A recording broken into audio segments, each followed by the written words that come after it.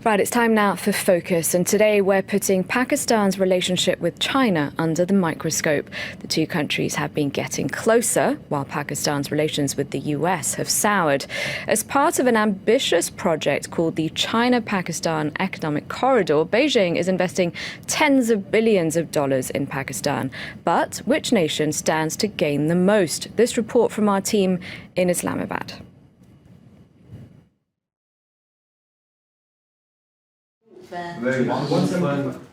A Mandarin lesson for Pakistanis is a common scene these days. The country is in the midst of a new Chinese revolution. You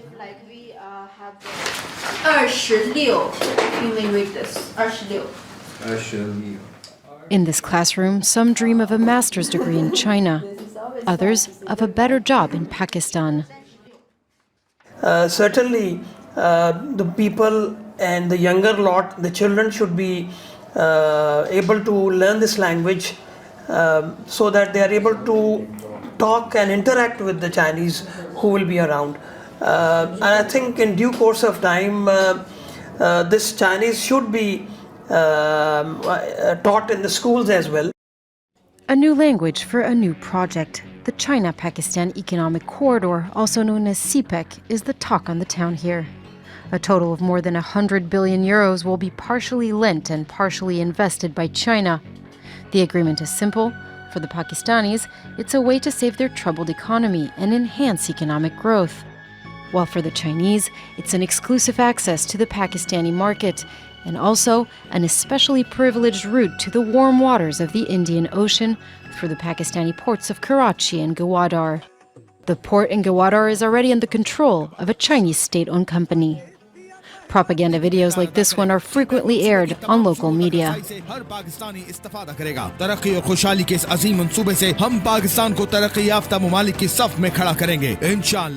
A vast network of highways is yet to be built.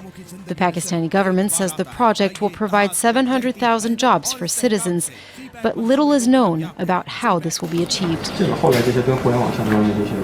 As a sign of the growing influence of Beijing, a Mandarin language newspaper is now published from Islamabad.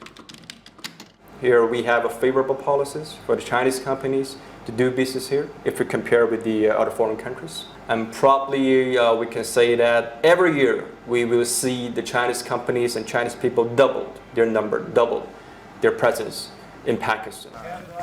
But there's one major problem.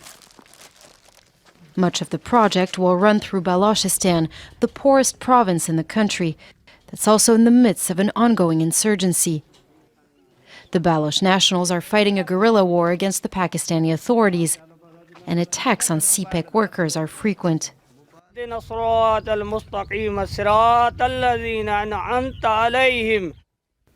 Mohammed's son was on a bridge with 7 other workers from this village when they got attacked. They lined them up and shot them. Workers pleaded for mercy, saying, instead of killing us, burn the vehicles, damage the property, let us go, we'll never come and work here again. But they didn't listen. They gave them just enough time to recite a last prayer.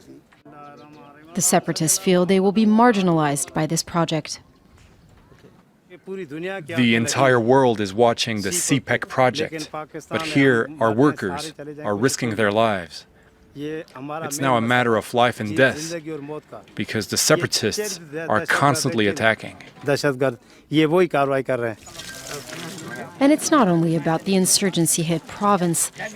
Many observers throughout Pakistan are also suspicious about the intentions of the new ally. Jobs may be an attraction for now, but there's no guarantee China will remain friendly to Pakistan once it controls a major part of its economy. According to some experts, it's a modern form of colonialism. Now that the United States has moved away from us and towards India, we have no choice but to go towards China. That kind of thinking and that level of abject dependence can be disastrous for a country. As Pakistan inches closer to China, the country continues to export millions of cars, laptops, and other electronic gadgets to Pakistan. Last year, 10 billion euros of Chinese products were sold in Pakistan, which many say is already destroying the local economy. For more on this, I'm now joined on set by Olivier Guillard. He's Asia Director at France's Institute of International and Strategic Relations. Hello, thank you very much indeed for coming in. Could we just start off by rewinding a little bit? How did this idea come about for Pakistan and China to have such an ambitious project? When does it date back to? But if we take a bit look at what was the case a few years ago, I mean, this is a long bilateral story between these two countries. There are two real major Asian allies for decades, if not for half a century, if more. And at the moment, we have a country, Pakistan, that is very in the dark side of the international community. No one wants to go there. There is an internal security, terrorism, radicalization, Pakistani Taliban, pretty complicated game as well played by the Pakistani in Afghanistan, tensions with India. Who wants to go and move to this country? No one. Specifically European companies or North American companies are no longer willing to go there. So why is China willing then, considering the security considerations and corruption? Because Pakistan is a neighbor, a very important neighbor. China has very complicated relations with India. Pakistan has very complicated, to say the least, relations with India. It creates some bridges and bonds between the two countries. And by the way, this is a market. Pakistan is 200 million people, most of them living much below the poverty line, but still this is a market with a good governance, with a state of peace and not a state of war, would be in a position to do something really significant. So it could be an economic situation that could benefit China, obviously. But still at the moment, there are some problems with security. That's the case. However, Pakistan will benefit from this huge investment in the short term and in the long term. It's getting roads, it's getting highways, ports. It's electricity, yes, well, it's power. Without any power, you cannot get access to electricity, to water. I mean, it's a country where most of the people are living in the countryside. So agriculture is water, then electricity. Only China at the moment is willing to provide the money to modernize infrastructure. So it's a major. Of course, China wants to benefit from that. The benefits, if it's not today, it should be tomorrow in economic terms, but in diplomatic and political terms, it's maybe more important for China. China wants to be in Asia, it's already the case, the power that is supposed to eventually dictate terms softly or less softly in the long term, but still, it needs to rely on allies. Pakistan is a powerful ally on that. And then when China provides assistance to Pakistan, Pakistan provides assistance to China in different way.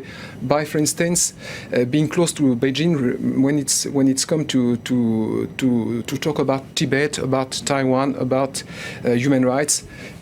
Pakistan can count on China for different things, and on the other side, Beijing knows that Pakistan is there to provide any kind of assistance whenever needed in the region. At what price, though? We heard in the report that there are people suspicious of China's motives. Do they have reason to be, do you think? Would you invest $50 billion without thinking that tomorrow you need to get some dividends of that? Of course not.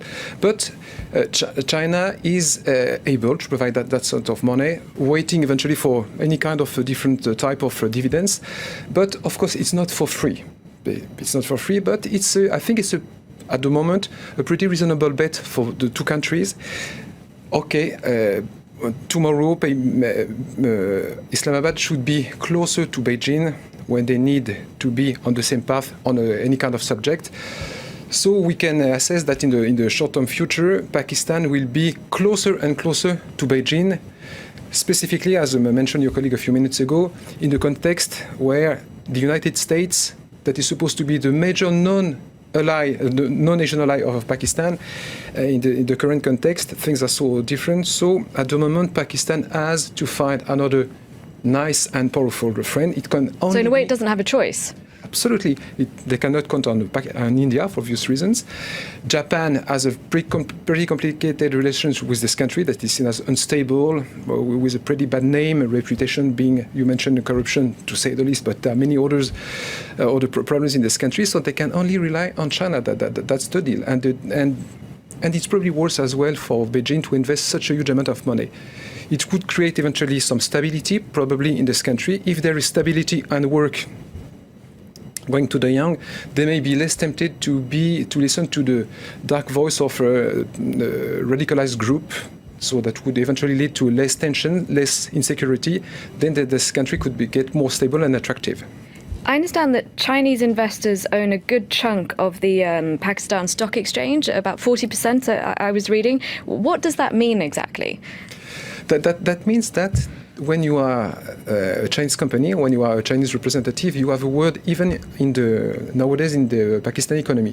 And I see it as a major investment for them for tomorrow. When this country eventually would become more stable, once again, it's a huge market. It's probably one of the 5th or 6th largest market eventually, if it is able to stabilize, and when the country, most of the population is able to get out of the abject poverty. So it's for the future. It's I think a quite reasonable and clever bet for Beijing. It's a huge one, but Beijing can afford to invest that sort of billions of dollars in this country. You say when it stabilizes, there's Taliban, but also the security issues covered in our report. How much of an issue do you think that is for this project, the CPEC? This is a very important dimension in this bilateral project.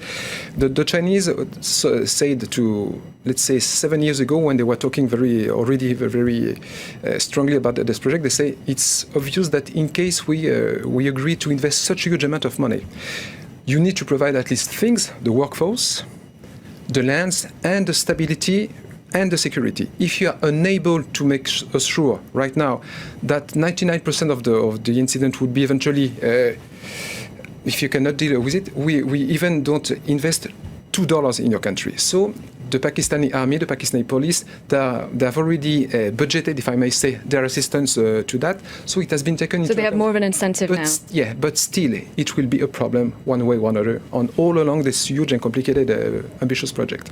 All right, I'm afraid we ran out of time. Thank you very much, Olivier Guillard, for coming in.